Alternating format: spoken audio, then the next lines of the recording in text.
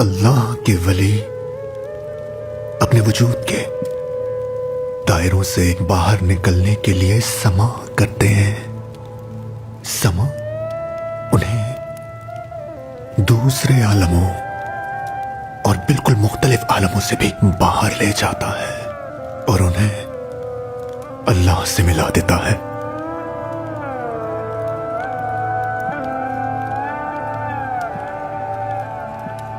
ایک معنی ہے سما جو اللہ کی طرف سے آتا ہے اور دل اللہ کی جانب حرکت کرنے لگتے ہیں۔